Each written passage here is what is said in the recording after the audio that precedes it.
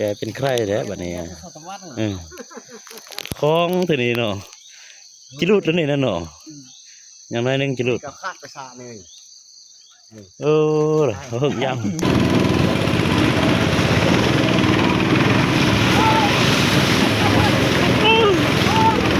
โอ้ยผมเยอะแล้วนี่ล่ะโอ้ไปไป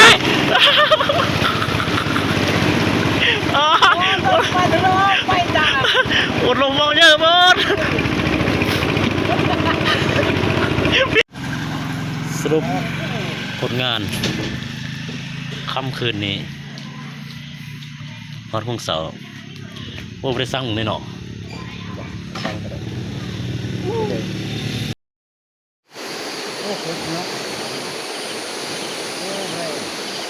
บ่พอเหรอ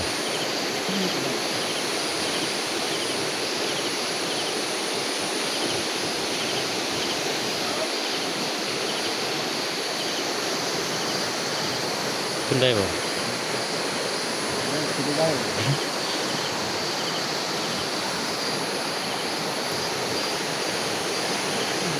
วิธีออโต้สตาร์ท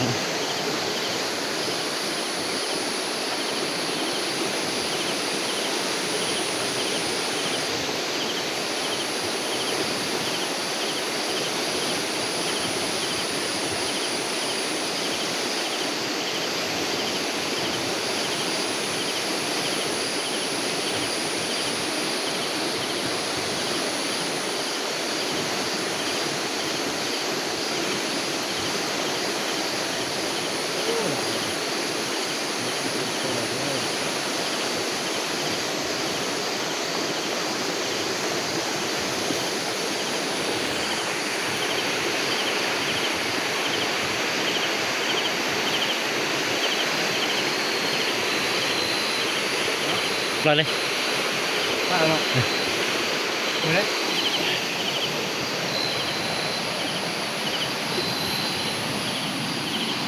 กรึบแพด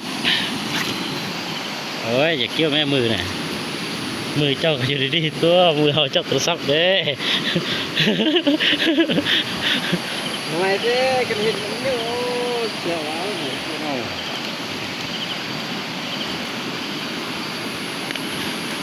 เอาดิให้หน่อยหน่อย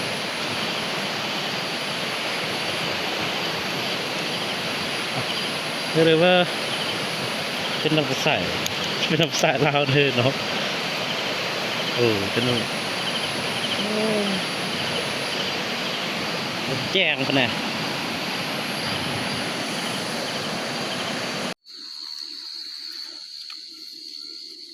อาหารแรงดำปิกไม่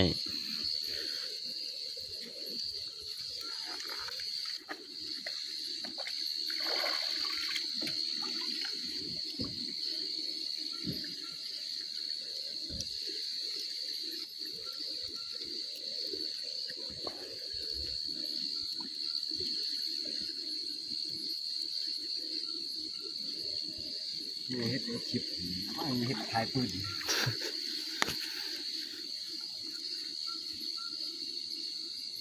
เราเป็นยังถูกตัวเรื่องนี้เข้าไปกลัวนี่จะฝนเยอะดีปิ่นคือว่าอันนี้ถูกเรื่องไปมาเฮือนพูดเฮือนจัดการง่ามโอ้ยเท่าจับจองบ่อะไรโอ้ยจับจองแรกของตัวเลยเนี่ยมึงเย็นอ่ะได้ก็ได้หมดนะยามเบ็ดตอนเช้าจิมาดบุมาดในลองลุ้นเบิ้ง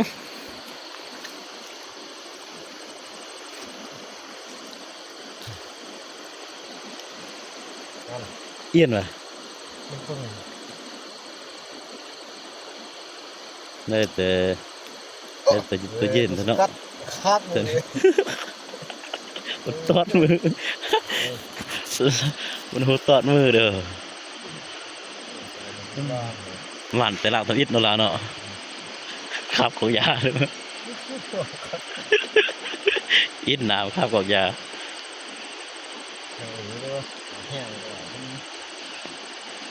สร้างสรรค์แต่ห้องใดปะมันเม็ดคืน เอาแต่มันอยู่ไปแล้วแหละ ตายตายตะคาบมือตื้อมันตื้อหน่อย บ่ตื่นเหรอ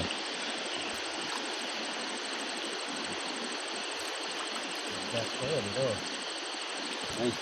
ด่างทวิตกับมันเอียนปึ้ง เย็นกับมันเย็นปึ้งบ่งั้นเย็นล่าได้เย็นปึ้งโตจริงๆบ่งั้นบ่หูลอยเด้หนูลอยจะดีเด้ เจออ้อยอ่อนเฮ็ดมับเลยเย็นนี่ดุนต่อไป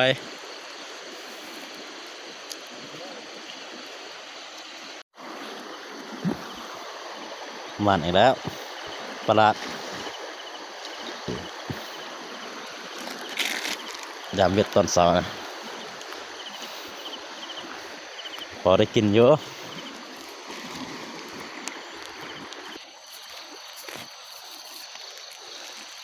ยังมีลุ้นเยอะเวทยังใ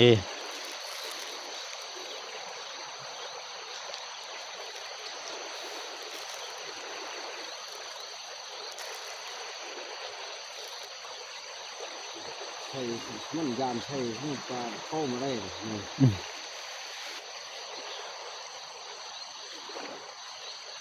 มันดังมันนี่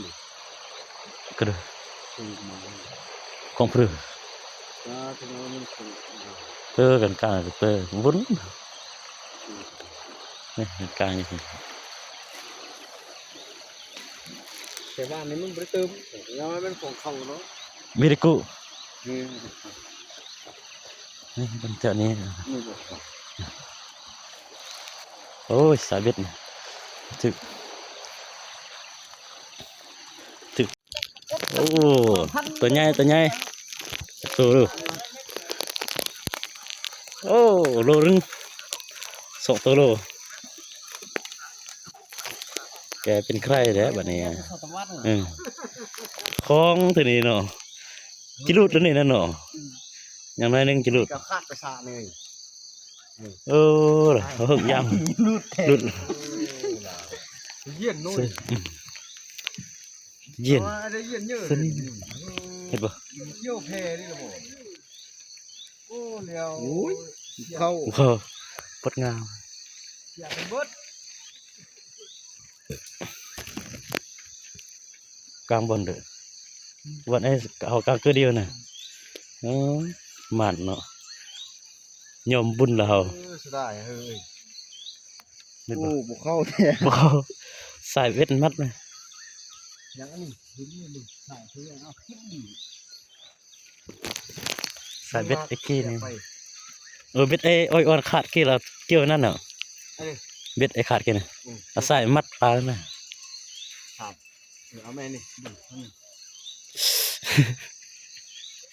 เอาเอาย่างย่างเลยจับหนึ่งส่ง ไม้อ่ะมันขาดไอ้ตัวเย็นนี่ แกเป็นใคร อันนั้นเป็นแม่แกเป็นใครมันขาดไอ้ได้ตัวเย็นเยอะก็อันนี้ก็นี่ก็ได้ไอ้ได้บัตรถ่ายกันดิ เย็นเยอะนะ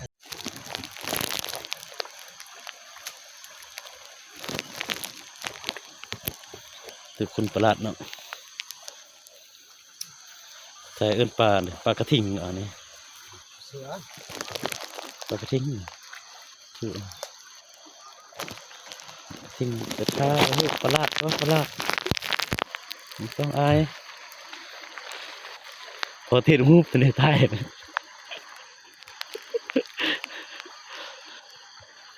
กันเด้อฮะ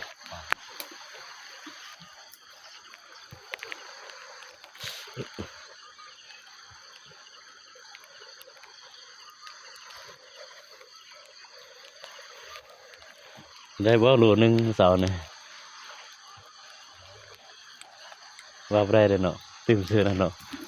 มันมามือน้ำโตนั่นโอ้มามือน้ำโตนี่ที่สายตรงนิด น้องพี่ชาย นับไปที่สายแล้วจะว่าอะไรอีก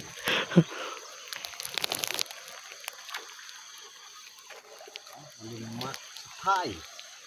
มาอันนั้นเดี๋ยวสินะ นะ อันนี้เด้ออันนั้นเด้ออันนี้ต้องคือหรือว่าเบื่อเย็นบัดนี้เนาะเห็นไหมลุยลายอยู่กลางดินก็เต็มเล็ดกระสังในแห้งเพราะว่า น้ำมูก อยู่น้ำมูกมาอ เปิดหมูเลยมึง เสียดายแต่ว่าได้จับส่งเบิ่งหนึงนะ เนี่ยน้ำมูกก็ยังมีอีก น้ำหอม ไหนน้องใต้ดินอีก จะรอจะนายครบสุด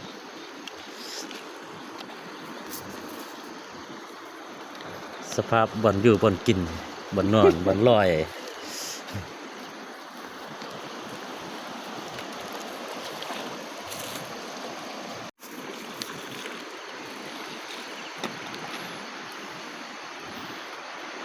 ความเน่าไม่ม้วนเอาแม่ทางทุกสัญญายินคนแคบ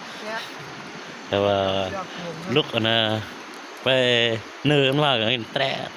แตรดเดี๋ยวโอ้ยความมีความสุขเอาดู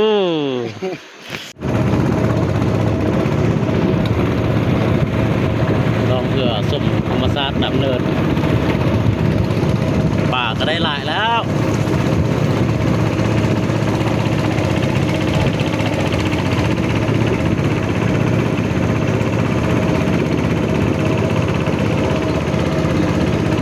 เลยบ้างหน่อยนี่ดอกเอ้ยอันน่ะก็เดือนวันนั้นแล้วที่เดือนโอ้ขี้สวยมันซาดจ้ะ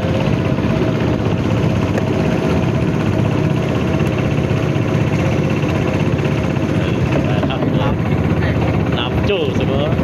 น้ำทับผม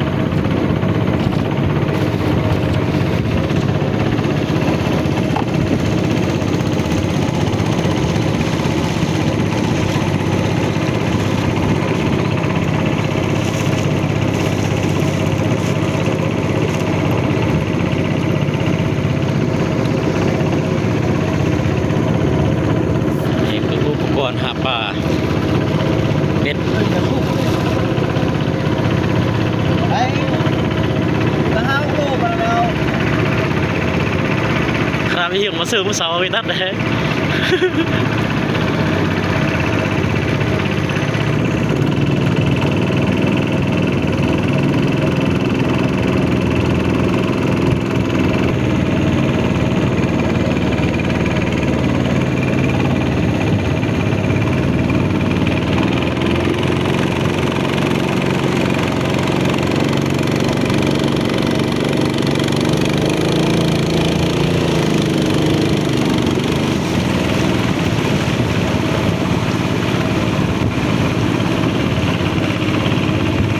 นี่คือธรรมชาตินำเนินนะเยี่ยนเลยเนาะอย่าอยู่หักก็เลยเนี่ย ได้หมู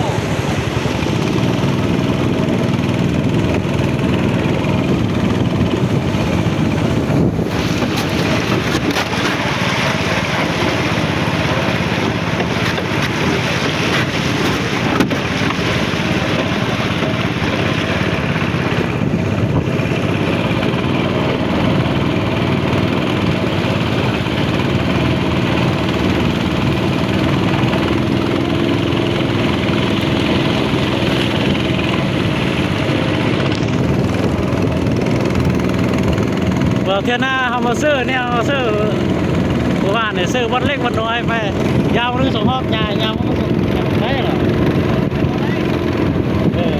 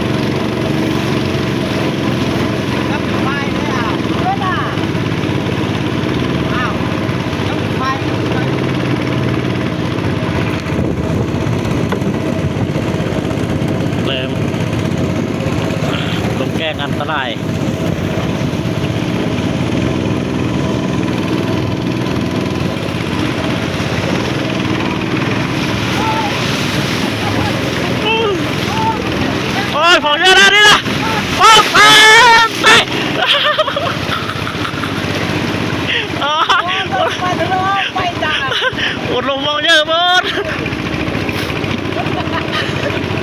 เปียกกันยอดเลยโอ้ หนาวเข้าวันนี้ตอนเนี้ย โอ้ยน้ำมันอื่นหัวรวยมาแล้วโอ้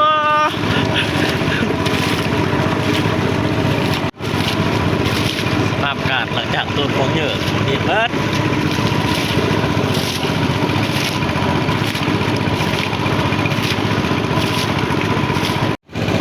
นี่คือแกงล่อง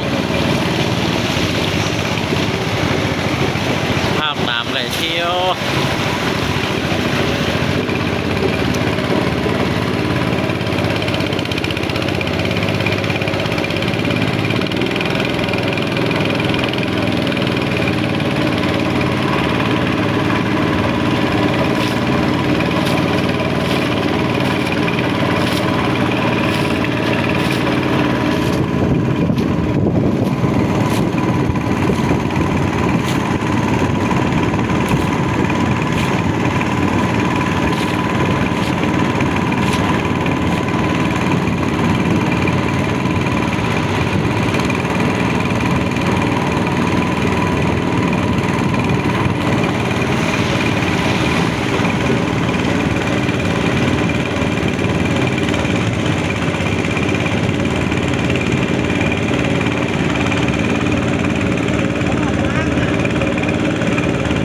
điบ่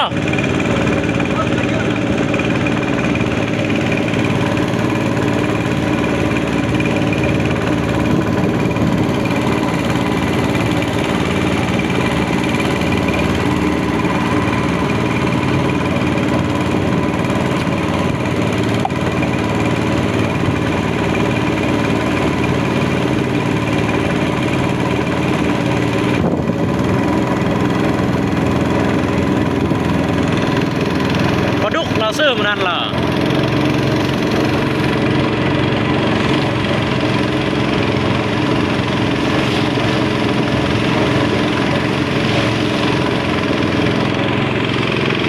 สภาพไปก็การสัญจรของเรือ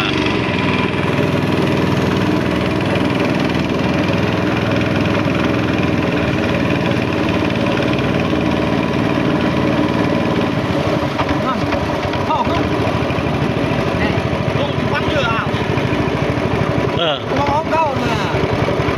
ทำไมช่วยเลย อยู่ไปมองเยอะเลยหนาวเลย ลูกมันมีอยู่ไรวะ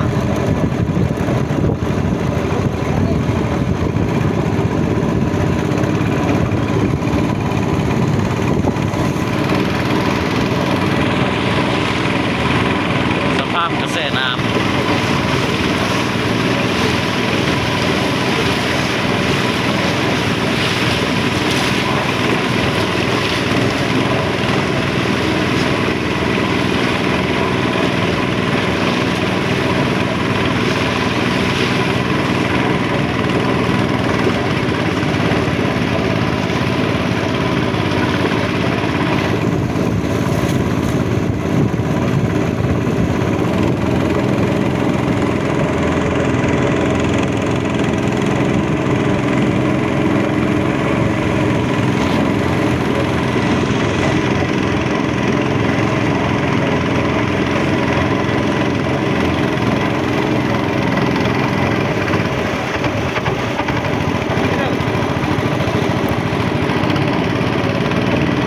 ลูกนี้เด้อ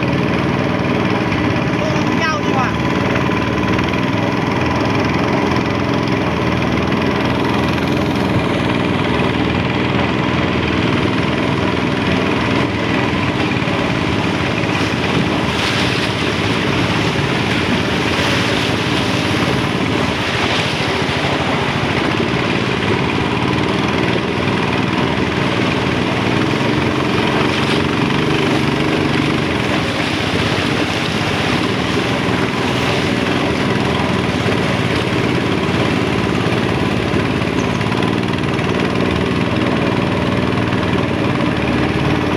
เฮ้ย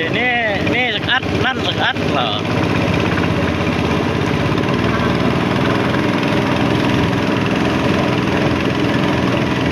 ไอ้บอนนี่กับหัวลงมาจำนี่ มีทางไปเนาะเออ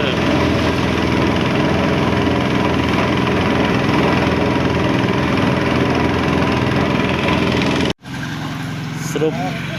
ผลงานค่ำคืนนี้นอนพงเสาร์โอ้ไม่ได้สร้างเลยเนาะ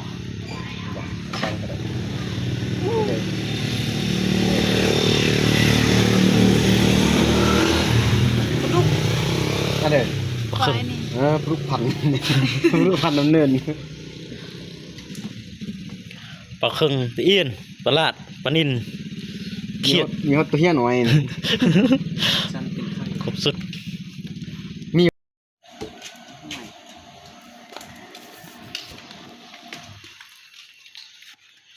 ซ้ำจะกินตะเอียนปลาลาด